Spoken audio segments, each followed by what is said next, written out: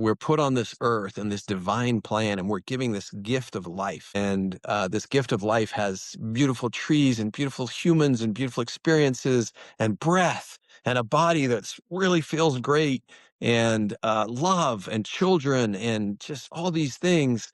And we don't allow ourselves to feel all of that. We just go up into our heads and try to, I, for one, manage the crap out of everything. Instead of loving my child, I'm thinking, what would be good for my child to develop into a better human? Instead of just loving them in the moment and being with them in the moment. But I'm just obsessed with a work problem. And I don't notice all this beauty around me. And I think that this ego, this mind, thinks it has to control the world. It has to manage to be safe, to make things happen. But really, there's a divine plan. And the biggest divine plan of all is just to become like a human being, this gift of life that we've been given to experience the joys, the love, the beauty of it all, without trying to control it and manage it. Let God control it. Let that thing that is bigger than you, that you don't understand, control it, and just do your best to be fully present to this life.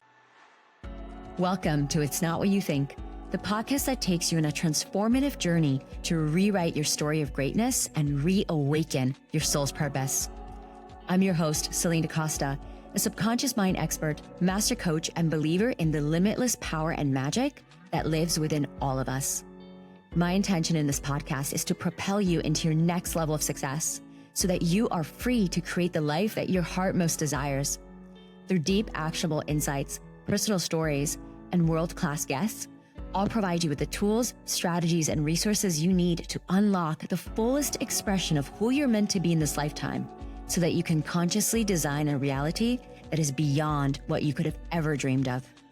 Join me on this journey to personal growth and evolution, and let's live our lives in accordance with our highest soul's calling. This podcast is your weekly check-in to help this path become more simple, obtainable, and fun. Thank you for tuning in today, and now let's dive in. Hello, soul family. Welcome back to the podcast.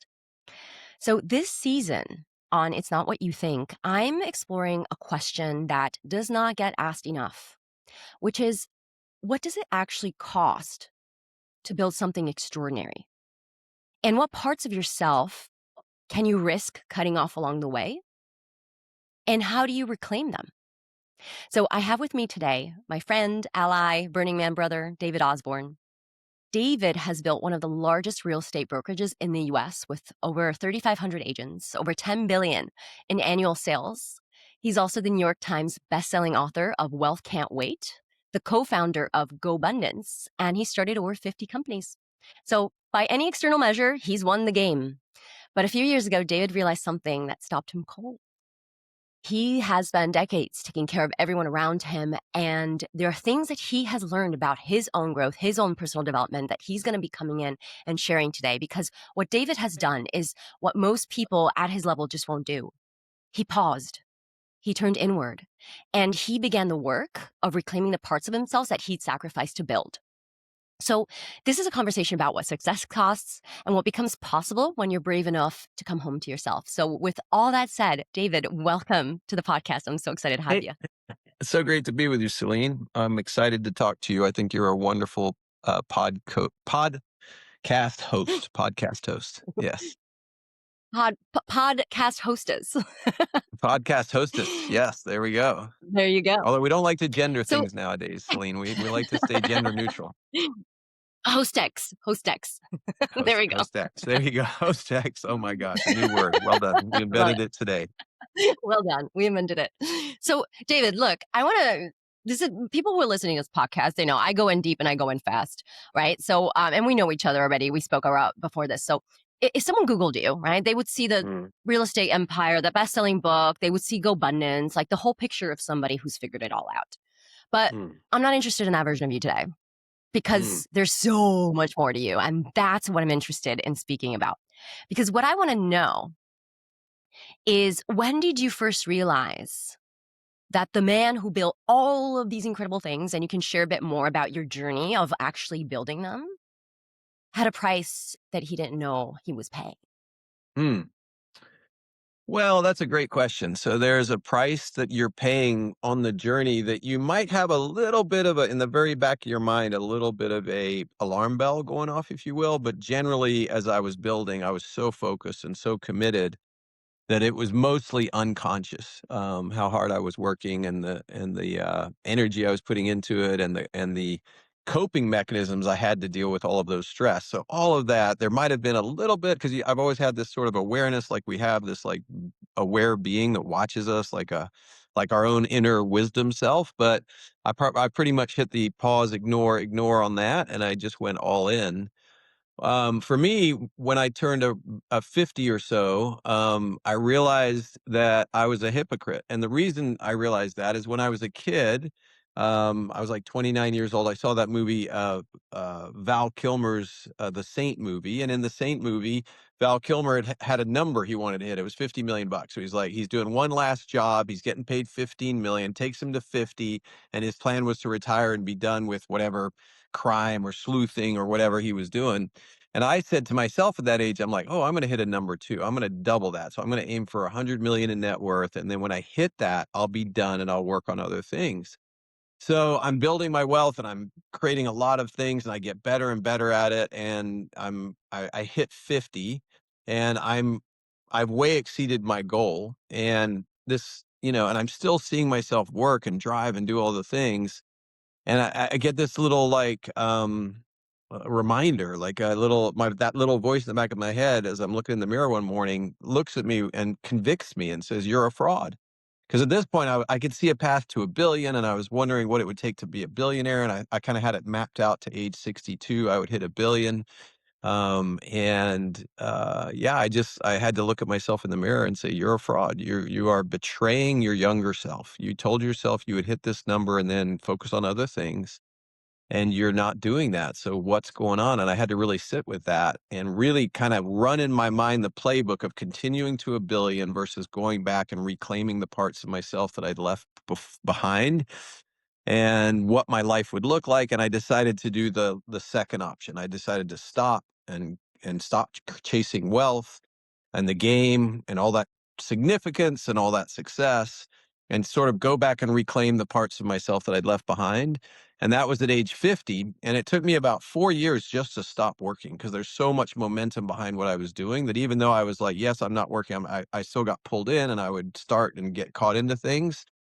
But finally, at around 3 years ago, I did get it very settled down from the work perspective, and since then I've been diving deep inside. So it was that hypocrisy, there's been a part of me that's always looked out for me, and that part was like, you are missing something deeper than just money and wealth and Right. success and significance. And it's going to be much juicier and richer for you if you go reclaim that. And that's the decision I made. So it was more like the hypocrisy bell, like looking in a mirror and saying, "You're a fraud. You're a fraud. You said you would stop at this number. You've passed it and you're still going." And that's what happened for me. Thank you. It's really interesting as I'm hearing you share about that alarm bell, the hypocrisy bell, because I feel Mm, that many people, if not all, can listen to this and relate to a moment in their lives where they told themselves something, they promised themselves something, and the hypocrisy bell went off.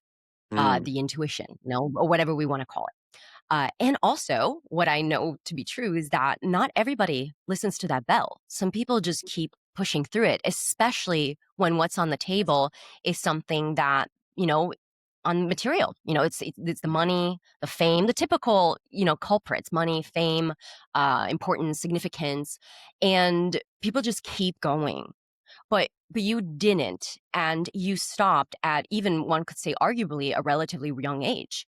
And what I'm curious about, before we dive into, like, what came after you realized that something had to shift, if we zoom into those moments before, when you felt you were at the top, or you thought you were, and you were running all of these unconscious patterns. You built the empire, the family, the wealth, you had it all. But what was it that you were feeling on the inside that actually caused you to even listen to that bell, as opposed to just plow through it as many would? yeah, it's a great question. Also, I was look, it was a rush to build those businesses, and I was coasting and surfing on the edge of success. And there's so many. accolades and positive pops and, endorphins and dopamine hits you get from being successful. People want to put you on stage, people want to talk to you, you get a million texts and people responding to you. And yeah, that was it was really satisfying to have ground my way from anxiety and insecurity and lack of success to a high level of success where I was just on cruise control and everything was kind of going my way. So that part was very enticing, very satisfying. The other side of it was there was a few glitches that I was seeing showing up in my life, like my relationship with my wife wasn't, completely authentic or transparent. I could see my kids coming in, and I could see sort of like how I could misprioritize them a little bit below where they probably should be because of the energy I was putting into work. Internally, I felt a little bit out of complete integrity with my soul. And I just had these feelings inside that were kind of like little knocks or little taps on the door. And my whole career, even building my businesses, I always knew there was some wisdom that was trying to come to me, like some guiding force, and it would like knock lightly. It would tap lightly at the door, and if I listened, then I would get the response. But if I ignored it, it would start tapping louder and louder and louder. Like it could be an awareness that one of my managers was not a great manager, or maybe they were, I felt like they were out of integrity, and it would come knock and I'm like, yeah, but they're doing a good job. I don't want to replace that guy. And then I'd get a louder knock where an agent would come and say they did something. I'd be like, yeah, but it's a lot of hassle to replace a manager. That guy's really doing great for me. And then all of a sudden that manager leaves, takes six of my agents, starts a competing company.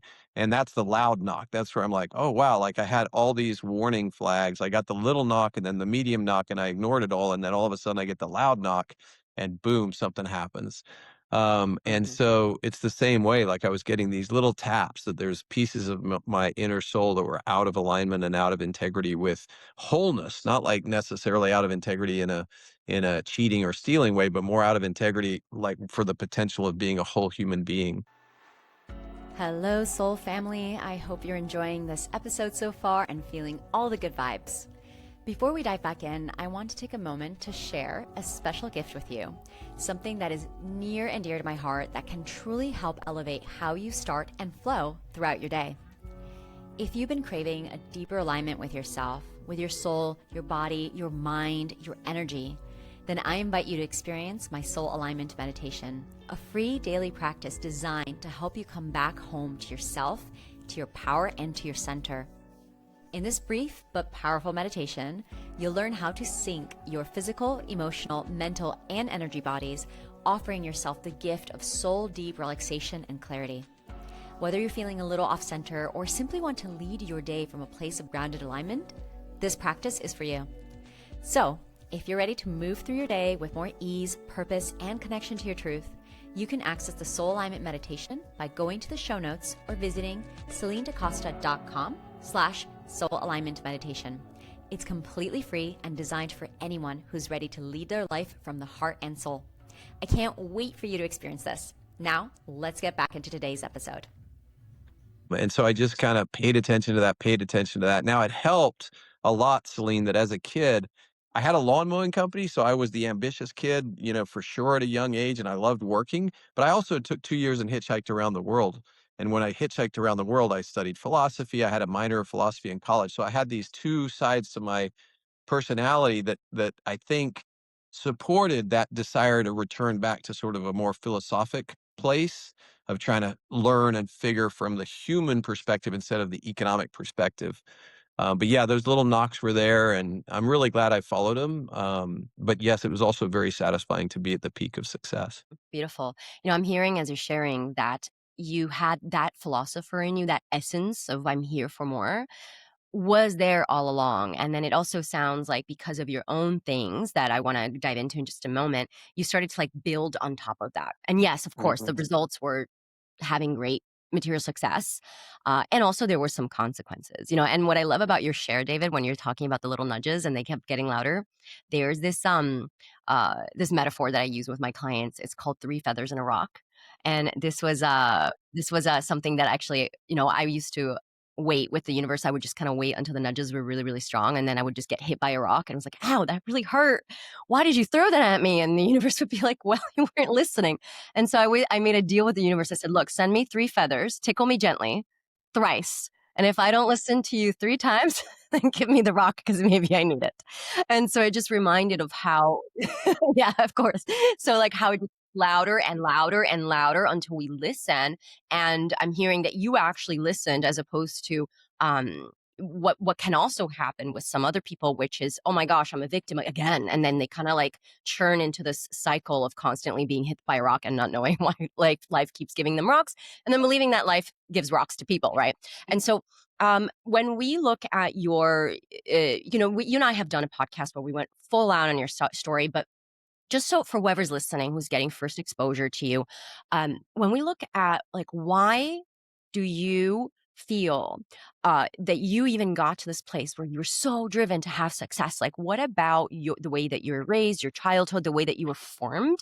Do you believe put you on this path of being so incredibly ambitious and like desiring to, have these crazy income goals and crazy success? Like, what happened before then? Who was the David before? Yeah, I think I was just thinking about this actually recently. It's been coming up again and again. And what I realize is, for me, I think we spend the first 20 years of our lives or something, it's like the bud. If you look at a plant, like there's the bud of the rose or the acorn, right? And it's not before you were born, it's the pressure of your childhood, however that shows up. Everyone has pressure in childhood, the wanting to belong, the trying to fit in, trying to please your parents, trying to find good peers, all of that. There's a lot of pressure that shows up just being human. And I believe that you get, like for me, like that's the compression, that's the bud of your personality that gets formed in that oven, if you will. And it might even go longer, it might even go into your early 30s. But whatever it is, that's the pressure. You become a bud. And then you start blooming as you get older, 40s, 50s, maybe even 30s. And you become like a tree or a being or a plant or a flower or an expression of that bud, that compression that you began with. And so, because I've been looking recently at some of my behaviors as blooms on the tree. So, like for instance, I'm kind of a people pleaser. I love to support and help people a lot, right? So that's the bloom. Where did that come from? Well, it came from having pretty demanding parents that were not really happy unless certain behaviors or things showed up, right? So at some point as a child, I was like, well, look, the easiest strategy here is if I can make mom and dad happy, my life gets easier. Um, so that then evolved into a genuine, authentic desire to make people happy.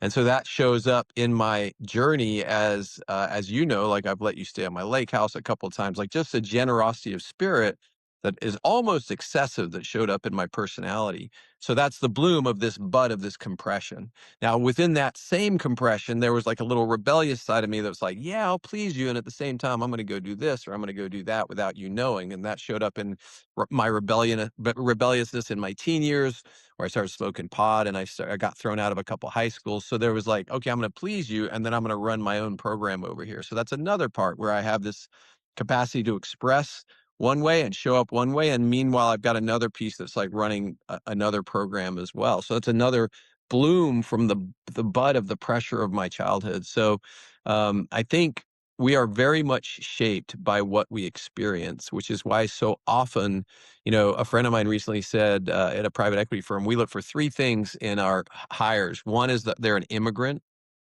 Two is they had childhood trauma. And three, they're in business with their best friends. And we find if we have those three components, it doesn't really matter what the business is, that person tends to be successful at the highest correlation.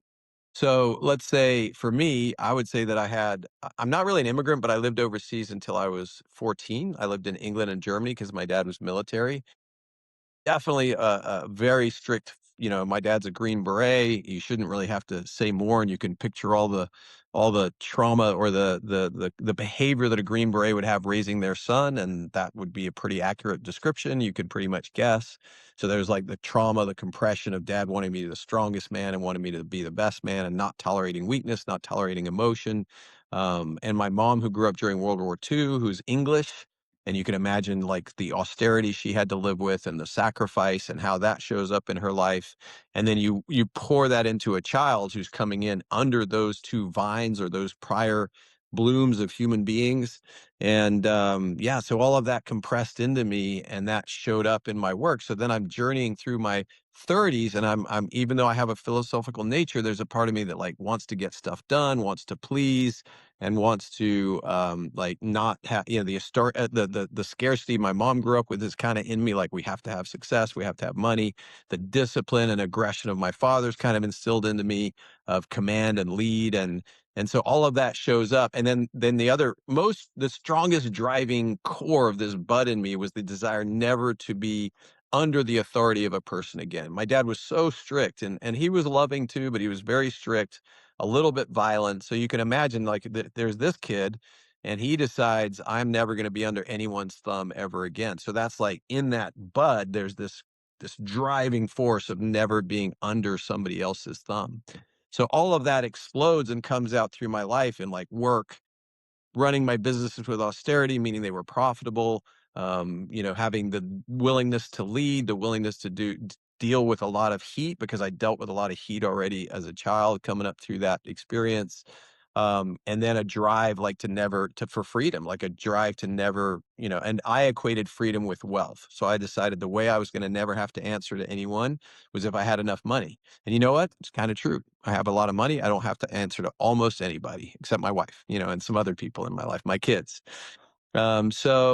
So it is true, and it did work out that way, but all of that was compressed into the bud of my childhood, and I see that, and then I see the bloom, and I'm like, well, am I people pleasing too much, or it annoys my wife that I take care of so many people? So is that so I look at that, I'm like, is there some truth in that? Is that a little gentle knock of like maybe you should recalibrate how much you do with generosity for others, or is it simply a bloom that I live with that I like, and I realize it's not like from some saint-like desire to help others. It's more of a compression from childhood, but I enjoy it. So do I just keep doing that? Do I allow that bloom? And that's a language I've been learning recently is like there's these blooms that have showed up. That little rebellious side that kind of finds his own way also shows up still in my life, and that's another bloom of my childhood.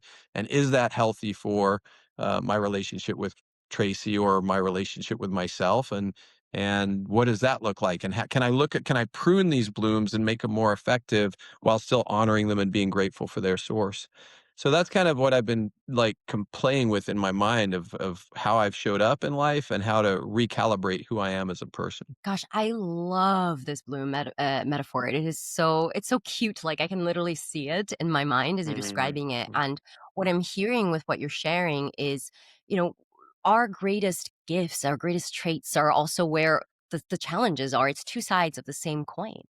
And so, Mhm. even when you're speaking about the generosity, there's the light side, right? And then there's the shadow Mhm. side, just like the healer has the shadow side of a martyr. Like we all have like the if you're a very assertive person, the shadow side is that you can be unnecessarily aggressive and et cetera, et cetera.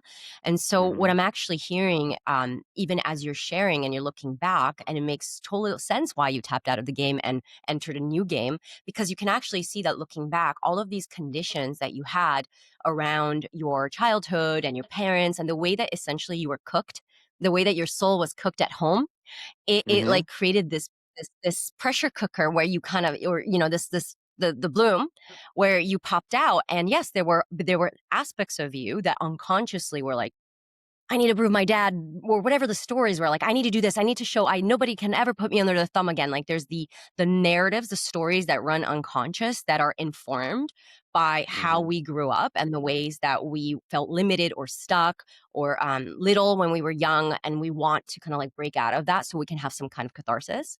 But equally, there's also the part of you that, even as you shared, from a young age, you were naturally a philosopher. Like you didn't have to, this part of you was already always a part of you. And from a young age, like this piece around generosity, these are also virtues that you carry that want to be expressed throughout your life. So I'm actually hearing both. And what I'm hearing is that when you woke up and realized that you were running unconscious patterns, you actually went off and did something about them, therefore, addressing the shadows. So Mm. I'm really curious in terms of, when even looking back at that moment where you're like, okay, no, I got to change. I'm being a hypocrite. I have to change. Was there a specific moment that cracked you open? Was it kind of like a slow burn, or conversation with somebody, a look from someone that kind of cracked you? And also, when you look back before the crack, what would you say were the parts of you that you were like specifically cutting off? Like, what were the parts of you that you were amputating to build what you built that were fragmenting you from your wholeness? Yeah, I think there's like the kingdom of the head and the kingdom of the heart in a human. So, many the stereotype is the masculine is the head and the feminine is the heart. So let's just go with the language we can relate to. So I think when you're building businesses, and also when you have a lot of compression as a child, we tend to go up in our head. So I definitely spent a lot of time in my head. And when I was building my business, when you're in business, I think the kingdom of the head is really useful. So with the head, you can plan and structure and look to the future and set out business plans and hold yourself accountable to actions. And the other thing I learned as a kid, because my dad's a soldier, my mom's a housewife, so I didn't really have the background of business or knowledge or how to run businesses. And I learned very early on that humans are like clay. Like I don't know when I picked this up, but somewhere maybe with a Tony Robbins seminar, maybe something, I learned that, you are clay and you can mold yourself. Or another way I look at it is you're like a grapevine. And if you left on the ground, you'll just grow into a pile on the ground. But if you put a lattice up, like a wood frame, that vine will grow across the frame. And so what I began to realize is if I put the frame of where I want to go with my goals and my training, my education, really who I hang out with is possibly the most important, then this vine of my human soul, my vine will grow in the direction that I want to shape it. Because at the beginning, I felt so insecure and so not up to the job of what I was trying to do. I was launching franchises in Dallas. I remember every time I drive into Dallas, I'd see the big city skyline and I'd be a little intimidated. I'd be like, who am I to come into this city and build a real estate company? Who am I to take on all the established players and try to become number one, which today we're number one in that city? But I remember that anxiety and that feeling of not enoughness.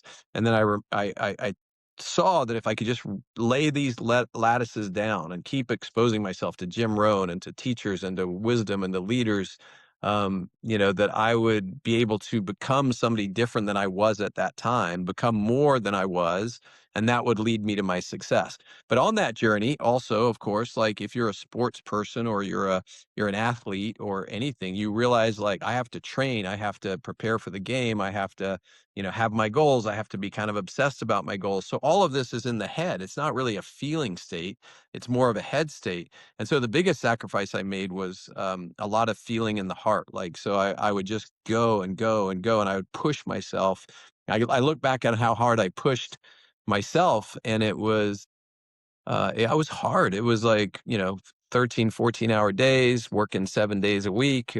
Not 13 hours every day. I would take 5 or 6 hours on the weekend, but I would work so hard. And a lot of it in that business is socializing and being with agents and recruiting them. So then there was a lot of drinking and a lot of going out after recruiting and then taking the agents to dinner and then like drinking with them and partying. There's a lot of partying in sales business. And even all of that, like it took me years to realize, when I'm in college, you go to the clubs and it's really loud in there, Celine. Clubs are really loud and smelly and kind of like it's like They are. oppressive, but I didn't know that. So I went all the way through college, all the way through my 30s. Suddenly, sometime around my 40s, I'm in a club one day yelling, trying to have a conversation to get over the music. I'm like, I don't even know why I'm here. I don't even like this. Like for 10 years, I've been coming to the clubs because that's what everybody does. And I don't even like it. It's just loud and it's hurting my ears. And then I'm drinking more than I need to. So I think alcohol was like a compensating mechanism, and I wasn't an alcoholic, but it was just a lot of drinking. Like it was just like a part of the life. And then the forcing of myself to keep going and keep going, even when I didn't want to. And I think one of the codes of success is probably the discipline of doing things even when you feel you don't want to. But there's also a price you pay for that. When you do that over and over again, it's like maybe that little knock is your health, or maybe that little feather in your analogy is like where are you at peace, and I think that lack of settling into my heart and feeling peace also affected a lot of my relationships. So when I came up, I didn't really have any friendships, I didn't seek any friendships, I just worked. I had so much social stimulation at work that I didn't have any work friend I had was a friend for a purpose, a friend for an outcome, not a friend for a just a joy and a connection with a human. Yeah, some of the prices would be human connection. Some of the prices would have been my health, especially if I'd continued on that road. Slowing down and going in, deepening, all of that wasn't there. It was like it was like surfing behind a boat. It was like, riding a water ski, and just like it was all the churn and the wake and all I was on the surface very aggressively, but I never went deep. So that's kind of the price I would say that I paid. Mm. Mhm, mhm. Thank you. That story in the club is gold. I when I'm hearing that, I'm like, that is the ultimate metaphor of people Mm. living life unconsciously and being like, "Wait, why am I doing this? Why have I Yeah. been doing this for 10 years? Like, why am I here? I don't even like this." And I think many people can relate to that, not just with the club analogy, but in whatever that looks like in their life, the relationship, the job, living in that city that they hate or whatever it is. And I find that this piece, what you're saying about writing on the wake and it is so important, because so many people find themselves in that place as well. And I am curious, David, the version, not David today, not you today, but if I were to ask David back then, the day before, the day before he was at that club being like, "Why am I doing this?" And I asked him, "Why are you doing this?" What would he say before he realized that which turned you into who you are today? I mean, I just felt like it was a way of life. I just thought that's what people did. It just a habit I'd gotten in college. Then you get into sales with real estate agents. There's a lot of partying in sales. Like I remember going to a Christmas party with my Keller Williams people, and the minute the music starts, everybody hits the dance floor and it's wild, and there's crazy stuff going on. And then I remember going to a IBM Christmas party with the girl I was dating at the time, and we went and the music starts and none of the engineers went to the dance floor. It was like very slow movement. There's just a different personality type. And I think I would tell you, well, I have to do this. This is the culture of this industry, and I have to be the leader, and I have to stay out the latest, and I have to pay the bill at the end of the night, and I have to show up with energy and strength, and kind of almost like forcing a dimension of my personality that is a fairly superficial facet of being loud and being present and being commanding and being fun and all of that, was just a facet that I felt like I had to push. And so I would have just Right. told you, well, like, this is what people do. This is life. This is what I have to do as the leader of this company. I have to show up and show that I can party as hard as long as the stronger agents in the company. And yeah, it was so often that people would all just go home and I'd be left with the tab. And I thought that was always kind of, it was a sign. I had pride for that. I was like, yeah, I can carry all of this. I can carry the economics. I can carry the energy. So I would have just told you that's what people do. That's what we do. This is how we live. I don't know that I Mm, thought about it that mhm. much really either. I think that's the point. Yeah, You didn't yeah. think much about it. You were just Didn't doing it really on think about it. autopilot. Just doing it. Yeah. Exactly. This is so insightful, David. I'm really glad you're opening up about this because what you're sharing is a sentiment that so many people that are in similar positions feel, and they might not even know that there's a way out. And so I'm Mm. curious when you had that, breakthrough, that crack in the veil, and you're like, "Whoa, hold on, there's more to this. I'm being a hypocrite. Like I promised myself I would do something more." And you realize that it was time to walk your journey towards yourself, and all the terms that you were using, because the terms you're using now, I bet, I mean, correct me if I'm wrong, but 15 years ago, David was like soul, the wholeness, and these are things that like you only know how to speak that language once you're like Mhm. on the other side of actually being in it, but people who are not there yet are like, "Wait, what do you mean?"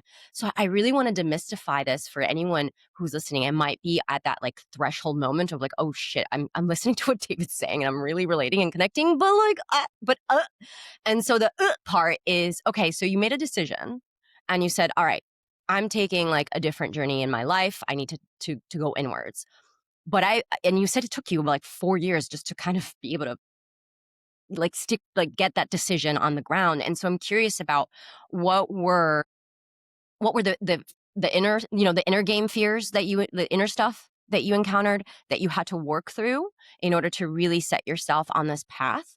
And also practically speaking, right? Because it's like easy to say work on the inner stuff, but people have mortgages, people have families, people have kids, especially the more successful you are, the more responsibilities you have. So how did you work through like the actual systematic logistics of being able to change your Well, path? yeah, I mean, I think when I was coming up too, like I used to feel like I had to look a certain way in order for my people and my team to, you know, see me as the leader. And so I even said that I had to out party people and outlast them and like pick up the bill. And then one day I was at a convention and I got invited to like 5 Christmas parties on the same night, with all my different offices that I owned at that part. And I remember thinking like, there's just no way I've got the energy tonight to do this. So I'm just not going to go to any of them. And if any of them ask, I'm just going to say I was at a different one. And that whole evening at the convention where I normally used to stay up till 2 or 3 in the morning every night, get up at 5 or 6 every morning. And by the end of convention, I was always wrecked. I just chilled. I stayed in my room. I worked on my goals. I kind of had reading time and I just had more private time. And I remember no one missed me.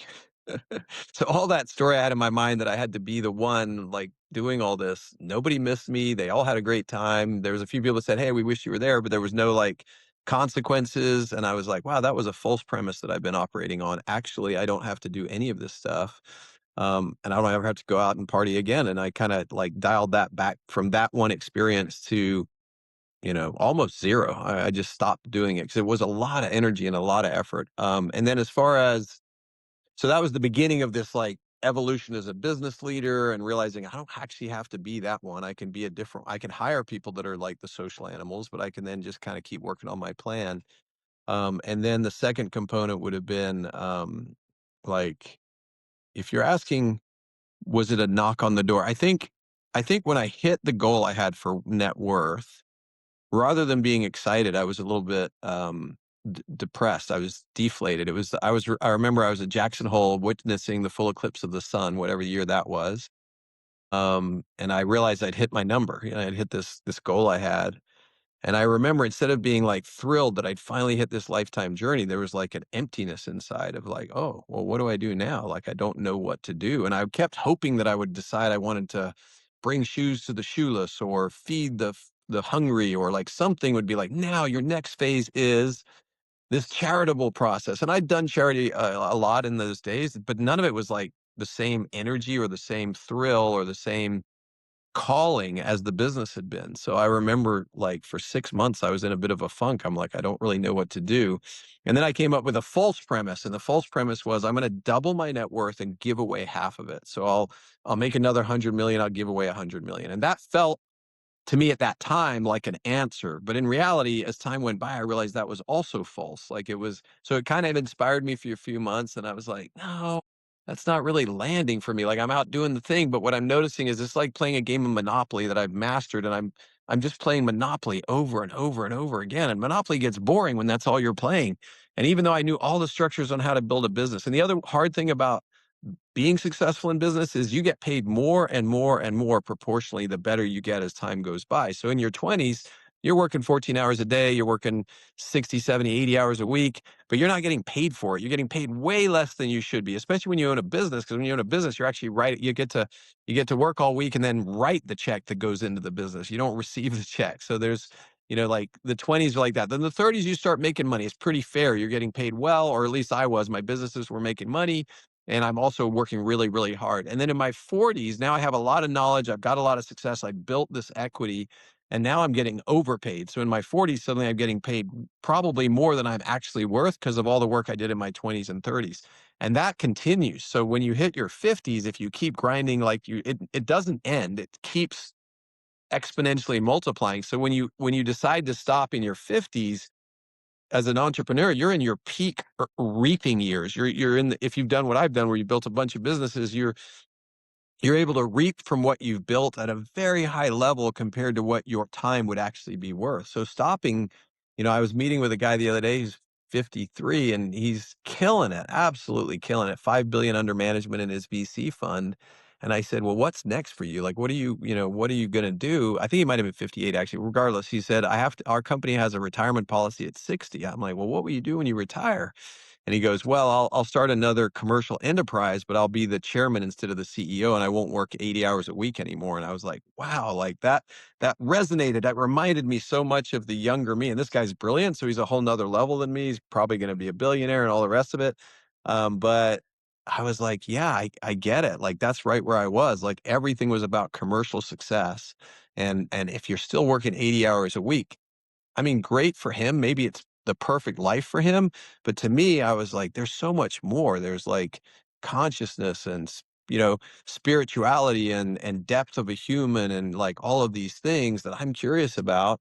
Now that you said the spiritual piece, there'd always been a kind of a spiritual component to what I did because I would read things like Visionary Business or Og Mandino. So there's a lot in business that is spiritual, right? I believe to actually be really successful in business, there is a spiritual component, but it's more like a veneer than the core mission. So it's the veneer is if you help a lot of people, you will be helped. The mission, the vision. If you just give your energy and your time without expecting return, you will get return. So if you create a future in your mind, you can manifest that future. So there's all these spiritual lessons in entrepreneurship that I thought were extraordinarily valuable.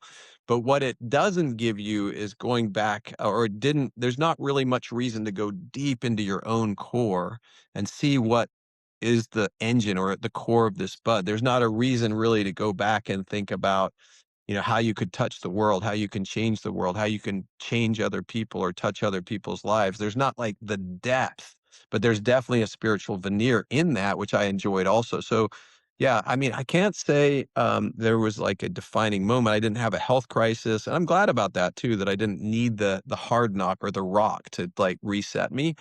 It was more just this general sense of like, is this all there is? Like, is this it? Like, I just keep building businesses and I keep making money and I get a bigger house and more houses or more nicer cars or, more. It just was like, is this it? Is that all there is? Because it's just stuff, and it's a hedonic treadmill. There's no ending to that. You get a bigger jet, you can get a bigger house on the ocean. It's just like this endless game of pursuit. And I think inside I just felt discord and out of harmony and out of authenticity. And I think one thing I Mm. have done my whole way up is kind of listen to a resonance. Even in business, I was like, okay, I'm not succeeding in this business. It's not the business's fault. It's something that I'm not doing or I don't see or I don't have the knowledge and awareness to make this business work. So I'd have to get back into resonance with whatever that lesson was and then try to lean into that. And this was just like a giant misresonance, a discord in my body. Yeah, that this game is no longer enough for me to be satisfied, especially with the personality flaws that I saw showing up in my life. So yeah, that's what finally like embedded in me to go back and do this deep work. Thank you for sharing this. As you're saying, presenting that question, is this all there is? Which is a question that has been asked many, many times, and it's just a resounding. I think about as I'm hearing you speak, I'm thinking about so many of my clients, friends, colleagues, people who I've had this conversation with. They're asking this question, and so many times, I'm thinking of one client specifically. He had exited a company successfully, and then that question, "Is there all there is? Is that all there is?" came up, bubbling, it came knocking, right? But instead of pausing and asking the question, which could very possibly have put him into what you said, like the 6 months, 1 year of the kind of like the dark night of the soul, or like going into the void, where the non-doing is, the just being Mm, with. It's the impulse that happens to him, and it happens to so many people. He's like, "Oh, let me just start another company," because, mm, it's like that discomfort of sitting mhm, with the deeper question and the deeper inquiry of, "Is this all there is?" And then, of course, behind that is the fears, having to look at, "Why did I spend all these years building this thing to begin with? What are the fears mm, that were driving me?" All of those uncomfortable things about ourselves that we may mm, not wanna know. mhm, We might not wanna look at the fact that you built XYZ because you wanted to get back at your father. Like, you might not wanna look mhm, at the fact mhm, that, mhm, you wanted to make X amount of money so that you could prove this thing to these people. And so rather than sitting with that discomfort, it's like, oh, distract, drugs, more, another business, sex, like whatever it is that can like numb, distract from the feeling until mhm, there's another, like you mhm, said, that like, I'll just make another 100 million and then donate all that mm, to charity. And the mind's like, yay, I mm, have another thing on my to-do list, right? It's like mhm, mhm, the insidious ways that the mind tricks us to be like, oh, well, hold on, wait, mm, let's do this thing. But it's associated to a really noble cause. So like, let's just keep repeating the pattern. And what I love about your share is that you actually went into the tunnel per se. You went under, and you actually sat through the discomfort of being depressed and not knowing what to do with yourself and not really knowing, like, the not knowing that so many people Mm, who have built an identity, like, knowing they're the ones who know what to do, they're the ones who lead mm, people, they're the ones who have all the mm, answers. And to, mm, like, break out of that identity must have been so challenging. And so I'm curious about two parts. One is when you decided to go on deeper into yourself, like, what does that actually mean? Because there's some words that you've used, like coming back into my wholeness, listening to my soul. So if someone's listening and they're like, I'm kind of surface level hearing you, but what do you mean, David? Like, how can you clarify that for us? And I'm also curious specifically because you lead, you're the co-founder of GoBundance, which is an entire mastermind designed for, and now it's men, and now it's open. There's a female version as well, right? Of like 7+ figure entrepreneurs who are here to create a lot of wealth, but also to create fulfillment. And you're this is part of one of your creations that you've given in the world. So I bet that in addition to your own life, David, you're probably seeing many high achievers who are displaying certain patterns, who are successful on paper, but they're quietly sacrificing parts of themselves to like keep it going. And mm. now that we know your story, it'd be super great to hear, um, like, first you and how you found your way, but then if you can zoom out and let us know kind of like a sample, because you're tapped into like a large sample of this archetype. And I think anyone who's listening who's going through a similar process would really love to hear what's going on out there Well, that's a behind big closed doors. question there.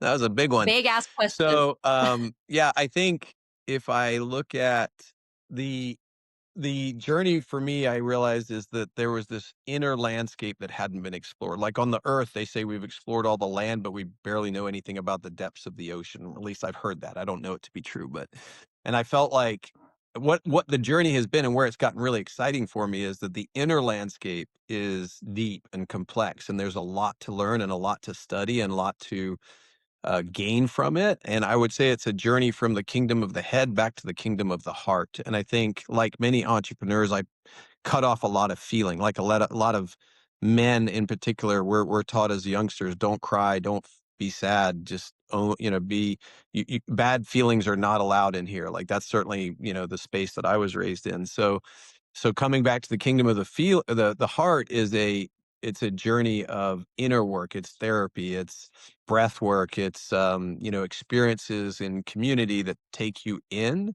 And what's so rewarding about it is it's more like instead of a win out here or financial success or an extra $1 million or an extra thing, it's like you unlock a little cell in your heart and it floods your body with some depth and some emotion, and you land and you're like, "Oh, I'm working my way back home." I'm working my way back into myself.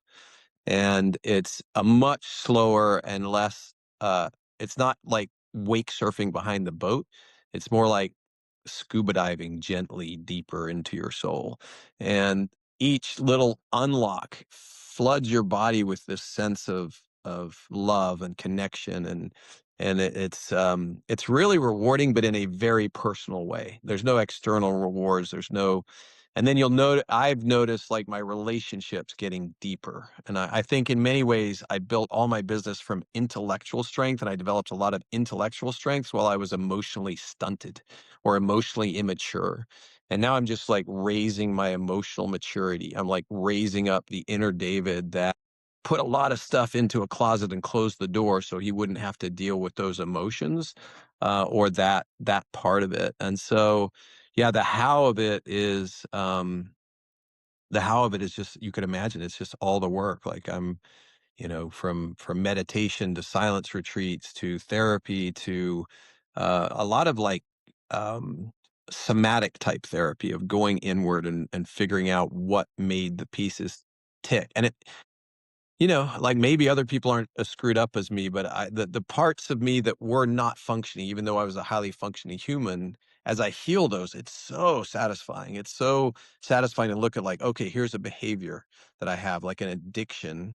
And why is that? Why do I have that desire to numb out? Why do I have that desire to drink? Why do I have that desire for sex? Why do I have that desire for binge watching sci-fi? And you realize it's all a lot of these addictions are just to not feel and not feel these feelings that are big, that are scary. But when you actually sit through them and you feel through them it's so satisfying. It's like a part of my solar plexus and my chest in different modalities I've done. I just feel like it relaxing in a way that it's never relaxed in my adult life. And then that creates like like such a sense of relief, such a sense of becoming. So yeah, it's a whole different journey. I'm very excited about it. Like I said, next year I'm going to do like a darkness retreat, and then I'll do a vision quest. Probably going to do the Hoffman Institute. So it's really rewarding, and I'm going into it and probably a little bit frenetically, like I tended to as a business owner, but the rewards are intrinsic, not extrinsic. And to somebody else on it, what I see people now, Celine, I don't see them in the moment as who they are. Like I see them like a history. I've noticed as I've gotten older, like I see this guy I met with at lunch that's this really driven entrepreneur. I don't just see him in the now. I see that I can kind of see this history, this emotional body that goes back in time that brought them to the space they are in now. And so it's very forgiving. It's like, I'm not like, why did you do that? I'm like, oh, I see this whole like history that's come into the present and a beautiful bloom of a human, and you can't like criticize or talk about the bloom because you have to understand the bud and the process that that human came into, and just admire the beauty of God's work in all these individuals and these humans. But as far as like that's just an individual journey for people. Like I don't think there's anything wrong with continuing to go outward and continue to make billions of dollars like Elon Musk and like building starships to the sky and electrical grids. It's you can see in Elon, you can probably see like the bud, and you can see, if you've read his books, which I have, you can see the childhood wounds and how they're expressing, and you could just admire the beautiful creation that that human is. Um, Without judging the dark side and the shadow side and the rest of that. But for me, like deepening seemed like the next move and the next calling, and I'm glad I made that choice because it's just as big of a journey as being an entrepreneur, but without that external manifestation. It's much more internal. And the external manifestation is probably in my relationships, with my children and my friends, and as a human being, the deepening and the depth that's showing up is the gift today. Beautiful. Thank But you. I don't know if I As answered all you of your question. That was a big That's question. okay. Did I I'm get all of I'm it? you're not getting away with it, don't worry, I'll get to it. I've got it, I'm tracking. All I right, just all wanna right. respond to what something you're sharing, there's when you as you're speaking, it's reminding me of a conversation that I had with a mentor a few years back. Um, it stopped me cold, like, cold in my tracks, and I remember this was at a time where I was also very, like, "I wanna make this much money, and I wanna do this, and I wanna get on these," like, I was very, like, "How do I affect external success?" And being very stuck in my mind, and something she said to me was, "Celine, what is more important to you than how you feel in the creative process of your life?" Mm, And it took me, like, it's one of those questions where my soul, like, registered it immediately, and my ego's like, "Wait, what do you mean? Like, I want this thing, and I just told you what I wanted. I told you what's important to me," right? But in mhm, my soul, that question landed, and it was a question that I continue to ask myself throughout the years, again and again and again, and as I began to mature, as you were speaking about that emotional maturation, I came to this understanding that, my gosh, there's nothing more important than how I feel. And not like how I feel as in I want a cookie, therefore I get a cookie and I want a dopamine hit. And like I want those like like fancy designer shoes. So I give me money and I'm gonna have a shoe. And then it feels good temporarily. But it's mm, this thing that you're speaking about of like tending to that inner garden. And when we wake up every day and there's like, wow, I feel at peace. I feel joy. I feel love. I feel beautiful. And to have that feeling, then whatever it is that we're creating, whether it's with our kids or with our relationships or in our business, we can give from that place as opposed to giving mm, from a place where we're depleted or we're doing it so that we can do X or because insert childhood trauma made me. It's a different place to be operating from. And when I even think about and feel into what the spiritual path is, because there's so many things that spirituality, even new age spirituality, there's so many trends like, yes, there's the breath work and there's this medicine and then there's this modality and then there's this modality and that modality. But at its core, at its root, what is it really? And you've been touching it on this whole time, even in the languaging that you've been using. It's about coming home to ourselves and recognizing our wholeness and recognizing Mm, our connection to all that is. And that is like the ultimate journey, because when we're landed in this place, then, what I'm hearing from your share, David, is all the things that you've known that you are, all those blooms, they're coming from like your generosity and your intelligence, your strategist brain, all of it is coming from this place of peace and love. And from mhm. there you can source infinitely without cutting yourself off, without sacrificing yourself, without burning out. So I think there's such a beautiful lesson in everything that you're sharing for anyone who's listening.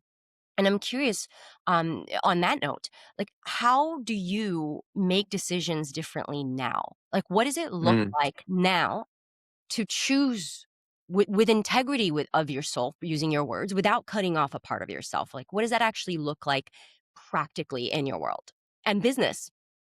Yeah, I mean, I would say that each one of us has a divine path, and let's use the word God as something where you reach the unknown, like something bigger than yourself. When you're like at the point of like, I can't figure this out, that's where God shows up. So let's start with that as a definition of God. And let's assume that God has given us this divine path. And let's also think that in childhood, you kept mentioning the mind, and the mind is like the defender. Like your mind is really your ego, and your ego kind of gets created in your childhood because of trauma. And your ego, your mind is here to defend you and protect you from whatever the pains were you felt as a kid. Maybe you were really upset one day and your dad told you to shut up and go to your room, or maybe your best friend stole your boyfriend, or they took your car, or, somebody broke something you loved, and you couldn't feel all those big feelings, so you press them down, and then this little ego comes up and explains it all away and shows up and how to logic it away so you don't have to feel those big feelings that you're not comfortable with, or maybe you weren't allowed to feel those big feelings.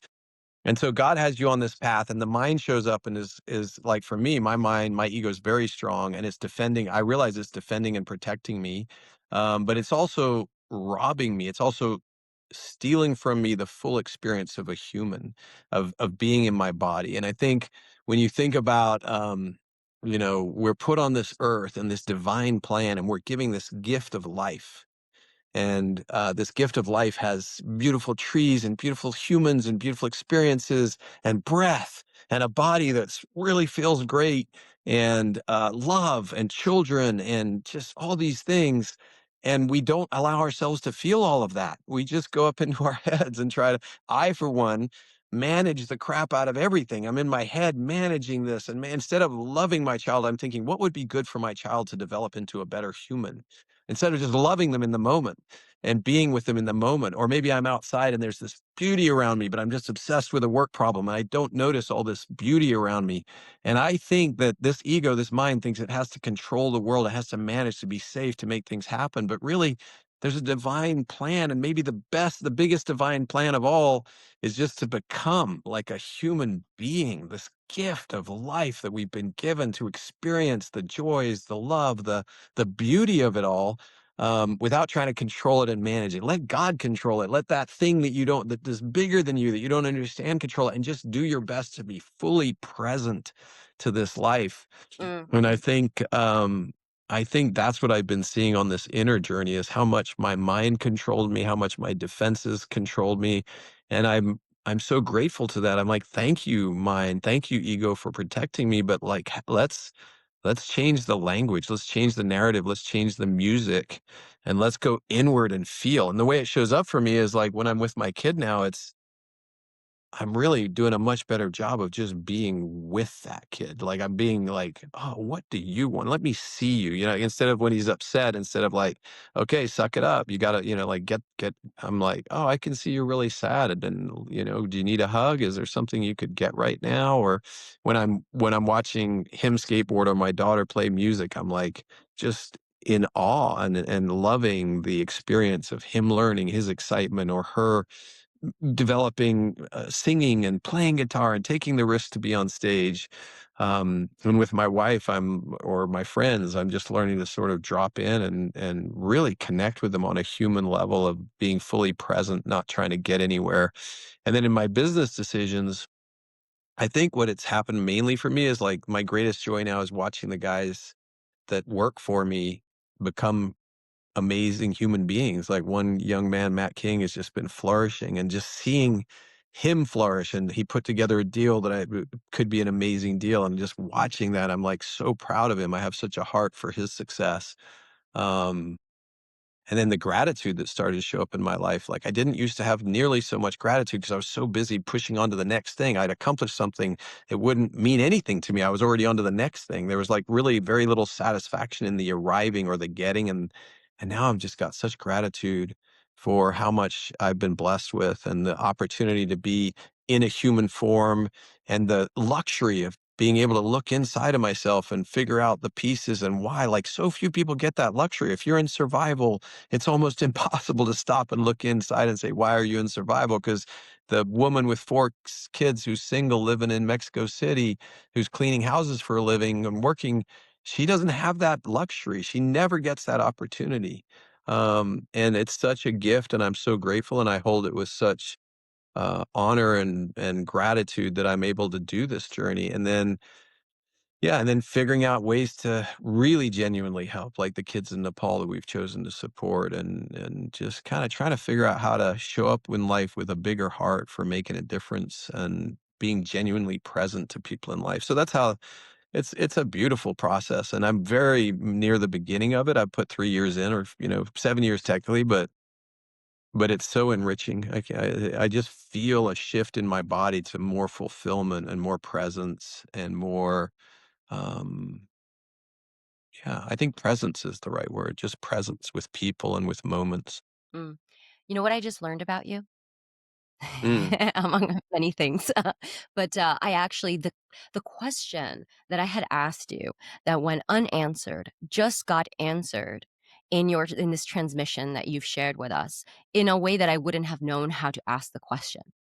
And I'll bring it mm, back, which is I had asked you in terms of GoBundance and the high achievers that you're surrounded by and that are within, this group that you've co-created, and what patterns you see about those who are successful on paper and sacrificing themselves. But I realized that question doesn't really quite matter as much as the answer does. And what I'm hearing and what I'm receiving from your share is that what you've created is a space that people can attune to so that they have a safe, beautiful, supportive space where they can undergo that transformation, where they can see that there's so much more to life. They can have their success on paper, like that's yes, and dot, dot, dot. They can also have health and family and emotional satisfaction and all these things like giving back and contribution. And so, when I'm hearing you speak right now, and I'm seeing where you're landing, I'm seeing your influence not as something that is just like, even when I start, I'm like, well, I'm just going to read this bio so that everybody can like perk up, listen up, people, like, okay, credential, blah, blah, blah. But I was like, that's not what I'm interested in today. Remember, I said that. I'm interested in you and who you are deep inside. And what I saw blossoming just in this conversation just now is like, wow, this is the spaces that you are creating through your leadership. This is mhm, what you're creating, is a space. Because what is it? What is change really? Is change about telling somebody to do breath work 3 times a week or to like go to 5 therapy appointments a week? No. Change is about who we become and how we feel. And we need the right people around us. We need an environment that feels safe.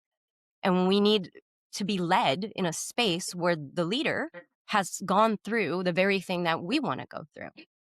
And so I even see your leadership transforming in this process of what you're describing. And it's super ironic and poetic because the reason why I invited you into this conversation is because I was doing a whole series on authentic leadership. And mm, actually I was going to ask you, and just, for formality's sake, I'm still going to ask you how you define authentic leadership. And I'm sure you're going to give me an incredible answer. And at the same time, I feel like all of it got answered in just how you're being as you're asking these questions. And I understand now what the gift that GoBundance has to give to the world simply because of the space that's being created and the guardians of that space, you being one of them. That's what I Mm, learned about yeah. books. Yeah, I do think it's more by example. I've always loved the quote that your actions speak so loudly, I can't hear what you say. And GoBundance is full of hard charging, aspiring entrepreneurs, and sometimes they're not ready or wanting to hear the lesson of becoming the way I'm describing it. They're wanting to know how to make another dollar, how to lead people, how to put systems in place to build their businesses. And that's okay. When I was coming up, like, I believe you don't really teach people, you aid people in their own self-teaching. So you couldn't have told me anything that I didn't want to hear when I was coming up. Like, you could talk about this, but if I'm trying to do this, I'm not hearing this. I'm hearing what I want to hear, how to build a business, how to lead people, how to run, how to make more money. And until you're ready, and what is it? When the student is ready, the teacher will appear. Until you're ready, it doesn't matter what you hear. You only hear the path. Let's say you're the bud, you're blooming, you're trying to become this plant. Your energy is all focused on being that plant.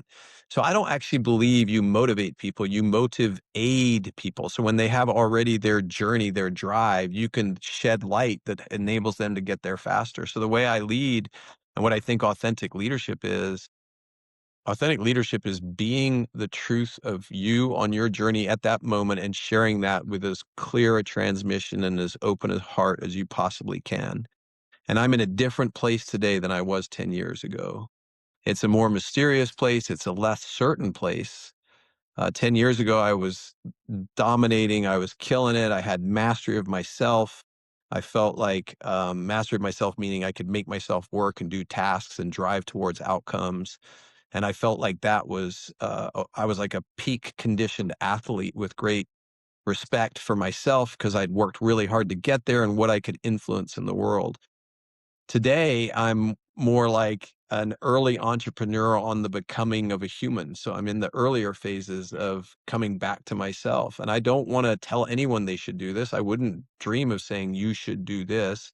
Instead, I'm just being in myself, being in my presence, doing my journey, sharing my message. And if someone says, you know what, I think maybe becoming more of a human is more interesting to me now than making another buck. Maybe they'll take a peek in my direction and see what I've done. In the meantime, I can still talk the language of success and how to make money. And I'm happy to do that. And I'm also happy to share from stage, which I often do, is like, the journey is the destination, guys. So you may think you're trying to get somewhere, but in reality, it's who you are and how you're showing up right now is the only thing that matters. Mhm. And do you believe it can be both and, David? You obviously had your entire journey of doing X amount of years and then waking up and then going on this journey. But knowing what you know now and looking back or even looking at the men that you mentor, do you believe it's possible to have the material success and also have keep yourself with you as you're going on this journey? I mean, it's always both and, right? There's always a certain amount of yourself you're bringing along. But I am noticing that the more successful guys in my crew, more and more are leaning towards the self development and the self becoming while also continuing to build their businesses. So, sure, it's a both and. You can do both. Um, One thing you cannot do is become without going deeper, but you can make a lot of money without going deeper. So it's a both and, but you could also choose the path of like, I'm not going to deepen, I'm just going to be superficial and make a bunch of money. And that is definitely a doable process. Um, but the deepening you can't skip. To deepen, you have to do the work of going deeper. Mhm. So, yeah, Mhm. I'm seeing a lot of change in the world with the people that I'm around. Maybe it's just my stage of life, but I've seen a lot of people stepping into this journey of understanding themselves, their traumas, how it shows up in their relationship, how it shows up in the work, while continuing to build their businesses. So, yeah, I think it can be both and. Mhm. And just to make this super, super clear to anyone listening, yes, you can go all the way to and just keep getting successful, or you can go deeper, but in your now embodied experience, just to land the plane, why was it worth going deeper? Well, like I said, the greatest experience of being a human is to be a human. And when I was all in my ego and all in my head, I'm not a full human. I'm just a machine. I'm a robot. I see people that are robots. They just make themselves do over and over. And it's impressive and it's like respectful because it's hard to do. I get it. It's really hard to build and raise, $500 million funds and just drive and work 80 hours a week. It's not easy. Most people can't do that. And you're a human being. and you're not being a human being, you're being a human doing. So you are robbing yourself, or I was robbing myself of this whole range of complexity and depth and becoming, um, that's actually juicier and more fulfilling than all of that money and all of that success. So for me, yeah, I mean, that's the gift of what I'm doing now and what I was missing when I was purely into the accumulation and the success. But even when you're doing that, you're still getting wisdom bombs. Like, even as I go into the depth, I'm bringing with me some of the discipline and some of the commitment and some of the skills I learned from building my business. So it all is just part of our individual journey. But as a human, why wouldn't you want the full range of being a human being instead of just being a human doing? And I think that's the golden question. It's Mm, because of how we feel and the wholeness and the presence. You described all of it. I just wanted to land the plane to really, mm. like, come back into this piece, because what I just hear from what you're sharing is that the way you feel now and who you've become and what you get to create, it feels so much better than anything you've ever created. And Mm. I'm just hearing that every experience, everything you've ever built has compounded and allowed you to be in this place where you can feel present and joyful and loving and good and whole, It's the and greatest that's journey worth I've it. ever been on. I'm having so much fun on this journey, I can't even tell you. It's not easy, it's difficult in a different way. There are tears, there's emotions, and it's more rewarding, as rewarding it's the most rewarding thing I've ever done, and I'm loving it. Yeah, I love it. Well, that is the answer. So, my last question for you, David, if you could sit across from your 35-year-old self, the one who thought he'd mastered the universe, what would you want him to know? Yeah, if I could go back and talk sense to myself at any time in my life, even when I was getting in trouble in high school, I would just tell myself, or even then when I'm driving, I'm like, I would try, and I know that I probably wouldn't have listened, Celine, so it wouldn't really matter what I say. But, I'd have tried to encourage myself to slow down, quit moving so fast, quit fighting so hard. There's nowhere to go. There's nothing to prove. And while it's fun to create your own future, all that really matters is the present. All that really matters is this moment and what you do with this moment. So I try to get myself to slow down. The oldest cliche that the old man says to the young man is slow down, smell the roses, enjoy the journey, because you never get this moment right now at 35 back.